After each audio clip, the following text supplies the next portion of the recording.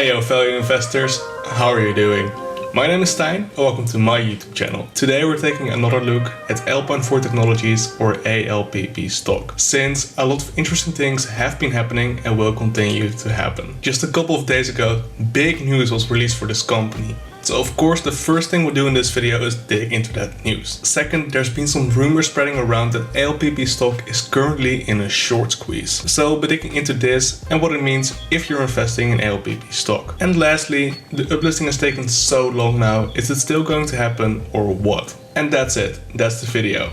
Let's go. So, the news. Alpine Holdings announced its acquisition of Thermodynamics International that will reside in the A4 Defense System Holdings portfolio. So, as some of you know, Alpine has a couple of holdings, and this is where they keep their subsidiaries. If you want to go more in depth into the subsidiaries individually, I would advise checking out some of my earlier videos. But in short, those 6 holdings are the following. First, A4 Technologies, where they hold Altia and Spectrum EBOS. Second, A4 Aerospace, and this is where they hold Value and Impossible Aerospace. Third, A4 Defense System, where the newly acquired Thermodynamics will reside. Fourth, A4 Manufacturing Services, so quality circuit assembly. Fifth, A4 Construction Services, where Deluxe Sheet Metal and Excel Fabrication reside. And lastly, A4 Corporate Services, which currently doesn't hold any subsidiaries. So in the larger holding corporation that is Alpine, Thermodynamics will reside in the A4 Defense Systems holdings. But what is Thermodynamics? Well, Thermodynamics is an international engineering, fabricator and project management services company. And the primary clients of Thermodynamics are the DoD, Department of Defense, and the DOS, Department of State. And as some of you may know, the main clients of Value and Impossible Aerospace are also the government. So Thermodynamics seems like a great fit in this sense.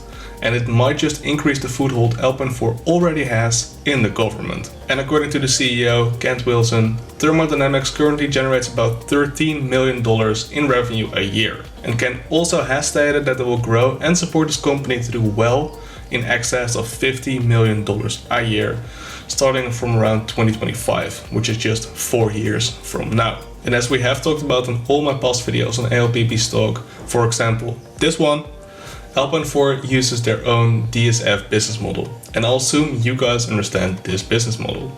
If not, check out that video linked in the top right corner to understand the model better. And since Kent Wilson has stated that Thermodynamics will effectively increase their revenue 4 times in just about 5 years, from 13 million to all the way to 50 million in 2025, I think it is safe to assume that Alpine has identified Thermodynamics as a driver. And this driver or hyper-growth company, Thermodynamics, I believe is a great addition to the company as a whole, but also to the government side of Alpine business. See, perhaps the 34-year history Thermodynamics has with the government can also carry over to Impossible Aerospace and Value, which would be awesome in and on itself. Oh, and by the way, as a reference, for the whole year 2020, Alpine did about $33.5 million in revenue. So the $50 million that Thermodynamics promises to add to this business is huge.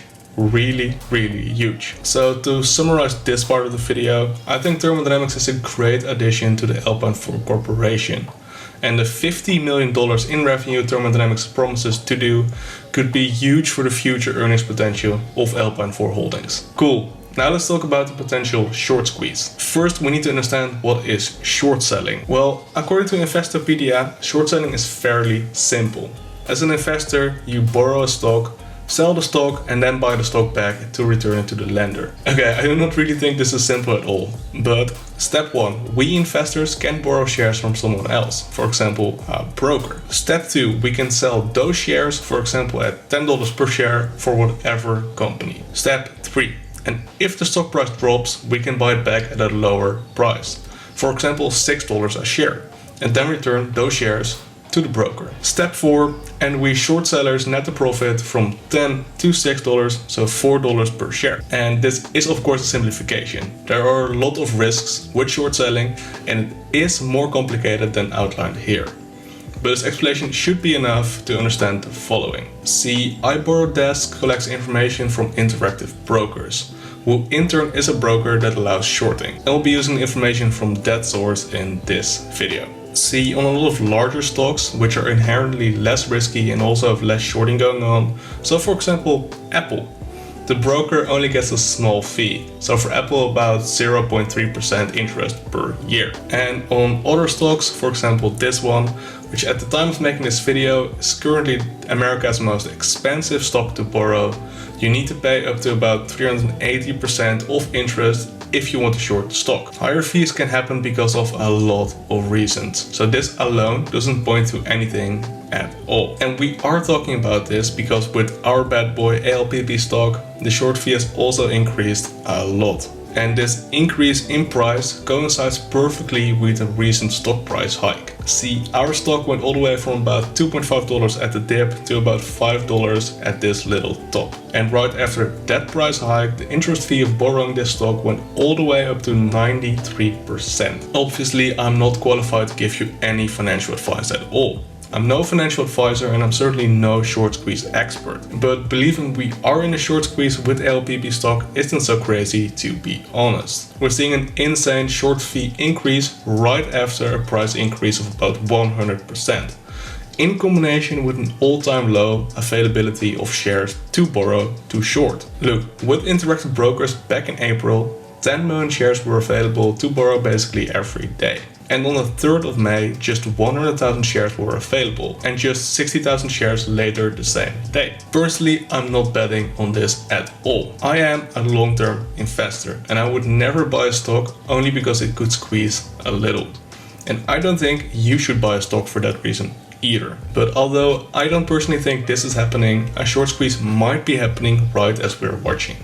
And when a stock becomes extremely overvalued, a value investor should also at least think of getting some profits. So with this information in mind, I'm personally planning to keep my ALPP stock position as is. And by the way, at this moment in time, Alpine 4 makes up about 5% of my portfolio. However, if this stock would skyrocket to, in my opinion, extremely overvalued territory, which for me would be around the $12 mark before uplisting and a little higher than that number after the uplisting, I will not hesitate to sell a little either. And that of course leads me to the uplisting to the NASDAQ. Online, I see a lot of people becoming really impatient.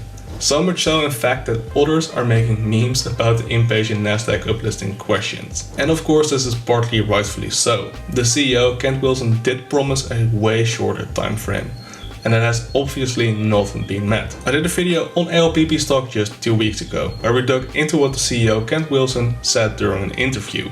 Check it out if you are curious. But basically he said that the NASDAQ were the ones that supplied Alpine 4 with said time frame. And apparently the NASDAQ has received a lot of new applications to be listed there, which is good and shows the strength of the NASDAQ platform. But it is also a little sad for us right now, because we're going to have to wait just a bit longer for the uplist. See, Alpine 4 has let the public know on the 24th of December in 2020 that ALPP stock intends to uplist to the NASDAQ. So from the 24th of December last year to today, we have effectively been waiting for about 132 days or 4 months and 11 days already. And this is obviously way longer than the 4 to 6 week time frame we received earlier. But it also leads me to believe that we're getting closer and closer to the uplisting, and that it might just happen sooner than we think. But we need to keep in mind that it could also take months still. Time will tell what happens, of course. And this isn't the fairest comparison to make, but another company called Red Cat Holdings applied to uplist to the NASDAQ in January, and actually got approved and started trading on the 30th of April. And this is what happened to the stock price right after the uplisting. And this is what happened to the same stock price just a couple of days later. So the week following the uplisting. I show you guys this example because I want you guys to be careful out there. The example of Red Cat Holdings means little for ALPP stock, since each and every company is unique with different valuations. But we long-term value investors can at least learn a little from this example. So if and when Alpine 4 Technologies becomes extremely overvalued right after the uplisting, so about the $12 mark for me personally, I might just sell a couple of my shares, take some profits. And then if and when the stock dips again, I could buy in at a lower price. And what you do is for you to decide. I'm certainly no financial advisor and do take my opinions with a grain of salt. I really hope you guys enjoyed this video. And if you did, please give it a like and maybe even subscribe. Comment down below what you want me to talk about next, and I'll see you guys in the next one. Peace.